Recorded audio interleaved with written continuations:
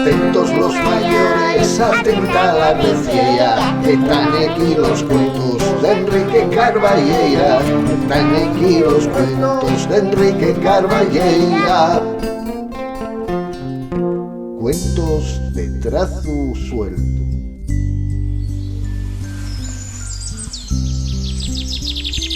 Saludos, collacios, de los cuentos y les historias. Naquel pueblo máxico de Picu Borrina vivían personajes muy especiales. Cuando entamé a visitar el lugar, apareció per allí un niño que llamaba la atención a cualesquier foriatu que llegase. Los vecinos ya estaban un poco más avezados a velo, claro. Resulta que aquel rapaz ya era un niño gato. Andaba brincando per enriba les muries, subíase a los horros y revolcábase en los praos. Tenía una cara muy simpática y siempre dibuixada con una sonrisa. De vez en cuando llambiase con gusto los brazos. Cuando el sol se escondía toles tardes, prestaba y miagar con pasión y alegría.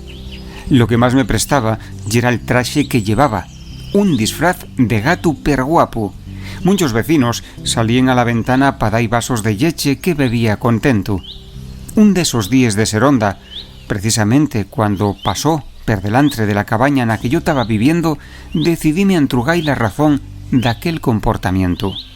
Y entonces, el niño gato contóme que un bon día de febrero, años atrás, decidió entrocharse de gato.